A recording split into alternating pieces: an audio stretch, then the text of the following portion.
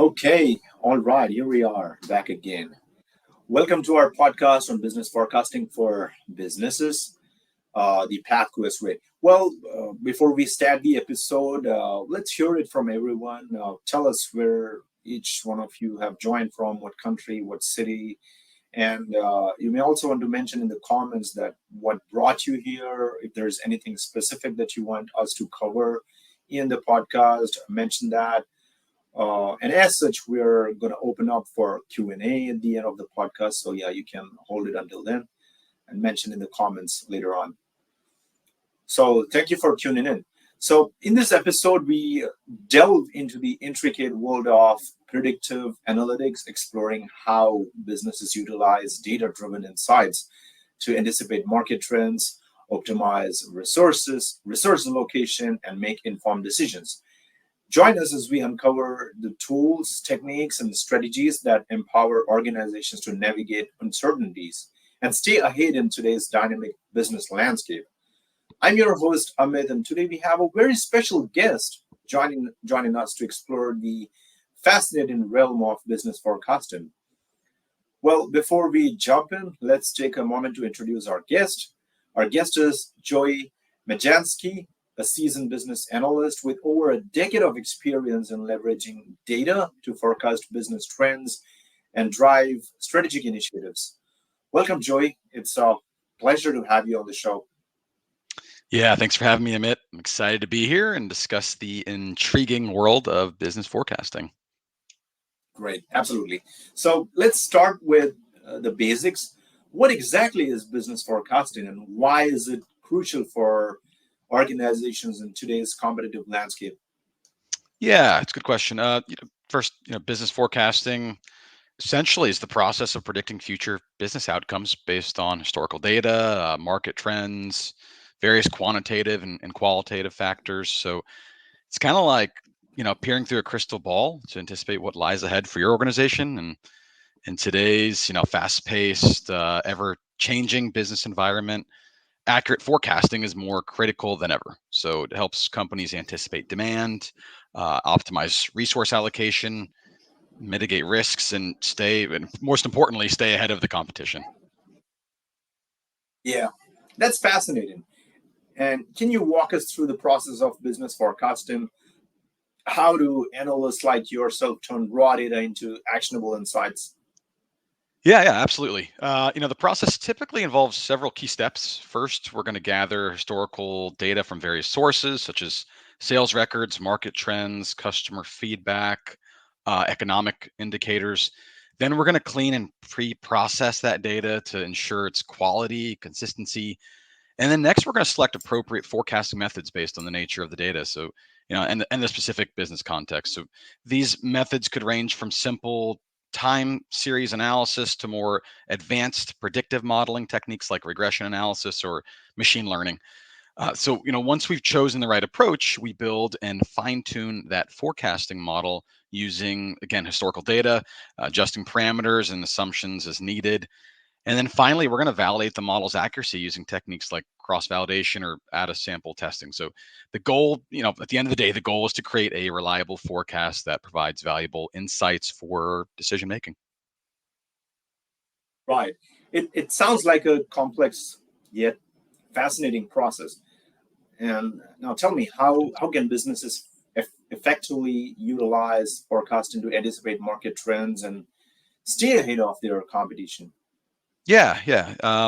So businesses can harness, forecasting through business intelligence tools or BI tools to gain a competitive edge. So with 72% of companies seeing improved decision making with BI, predictive analytics can foresee trends. Utilizing the BI, which increases productivity by 40%, enables real-time insights, aiding companies to adapt more swiftly. This proactive approach helps businesses stay ahead with, I think, 83% reporting increased revenue. Right. What are the key elements that businesses should consider when developing a forecasting strategy? Yeah, so when crafting a forecasting strategy, businesses should prioritize data accuracy, employing techniques like I said before, time series analysis and regression models. According to McKinsey, accurate forecasts can increase inventory turnover by 20%, reduce uh, forecasting errors by 40%, and it leads to significant cost savings and improved customer satisfaction. Yeah. Um, so in terms like in what ways can businesses leverage data analytics and technology to enhance their forecasting capabilities? Yeah, so businesses can enhance forecasting using data analytics and technology, right? Tech, AI-driven analytics can improve forecast accuracy by 30 to 50%. Predictive modeling reduces forecast errors by 20 to 50%. Incorporating big data can lead to a 15 to 30% increase in forecast value. So leveraging such tools boosts, overall business performance. I think it was with 73%, yeah, of companies reporting improved decision making overall. Wow, that's an impressive statistics you just shared. Yeah, What are the yeah. common challenges? Yeah, what are the common challenges that businesses face when implementing forecasting techniques, and how can they overcome them? Yeah, so businesses often, encounter challenges like data quality issues and lack of skilled personnel, right? Uh, Overcoming those requires investing in data cleansing tools and upskilling those employees through training programs. So, moreover, utilizing advanced analytics can improve those forecasting accuracies by, 10 to sometimes 20%. And how important is collaboration between different departments within a business when conducting forecasting activities? Yeah, collaboration between departments is in forecasting is crucial. Research by Deloitte found that 80% of companies with strong departmental collaboration and forecasting achieved revenue growth above the industry average. Moreover, 75% of them improved their forecasting accuracy. So, the collaboration we're talking about here fosters alignment, enhances data accuracy, and really enables better decision making overall, driving overall business success. Wow, that's interesting to find out. Mhm. Now, can you share some real world examples of how businesses have benefited from effective forecasting? Yeah, yeah, certainly. Forecasting is vital across a lot of industries, specifically, especially retail, finance, healthcare. Retailers predict consumer demand to optimize inventory and pricing. Banks use forecasting to navigate market trends and manage risk. And then even Amazon, which we all know, and they rely on it, saving $1 billion yearly by forecasting customer demand. So, across different sectors, accurate predictions enhance efficiency and profitability. So it showcases forecasting's universal impact really on success. Uh-huh. How do businesses balance the need for short-term forecasting accuracy with the requirement for long-term strategic planning? Yeah, businesses pretty much walk a tightrope between short-term precision and long-term vision, right? While short-term forecasts ensure day-to-day operations, long-term strategies really safeguard against the market shifts. So interestingly, I think it was 90% of businesses, yeah, use short-term forecasts, yet only 76% admit to their inaccuracy. So, however, companies with a long-term vision, are I think 17% more likely to outperform competitors. Wow. And what do you think, Joey? What ethical considerations should businesses keep in mind when using forecasting techniques, particularly regarding customer privacy and data usage and that kind of stuff? Yeah, that's a good question, Amit. Businesses really, employing forecast techniques, they have to prioritize customer privacy and data ethics. According to, I think it was a survey by Deloitte, 81% of those consumers are concerned about how companies use their data. Understandably, transparency, consent is vital. So 84% of consumers are more likely to trust companies that explain how their data is used, and respecting the privacy builds trust, right? And fosters long-term relationships with customers. So that's really important. Wow. And how can small and medium-sized enterprises effectively implement forecasting practices considering potential resource constraints and limited access to data?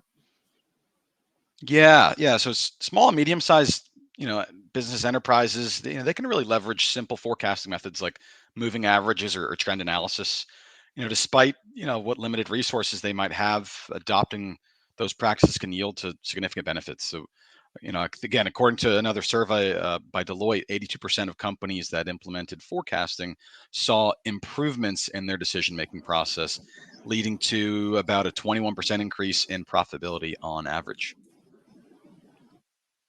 Right. Interesting statistics you just shared, and really nice, Yeah. compelling examples of how forecasting can drive business success across various industries.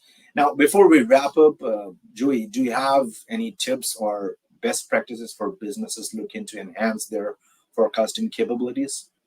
Yeah, I'm glad you asked. I wrote a couple of things down. Hope you have a pen and paper ready.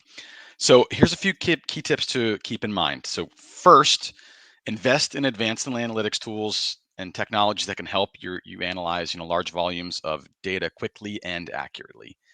Second, leverage both quantitative and qualitative data sources to gain a holistic understanding of your business environment. Third, regularly review and update your forecasting models to incorporate new data and adapt changing market conditions.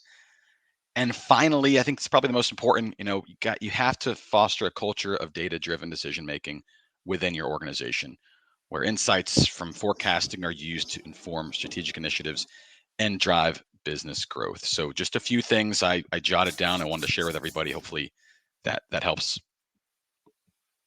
Wow, nice. Excellent advice, Joey. Thank you so much for sharing your insights and experience with us today. It's Absolutely. really been a pleasure having you on the show. Yeah, thanks for having me. Hopefully you'll invite me back again, Amit, but it's been a pleasure. Yeah. Yeah, well, that said, we open up for Q&A. So if anybody's got any questions, any comments, please mention those in the comment box so we can go over them.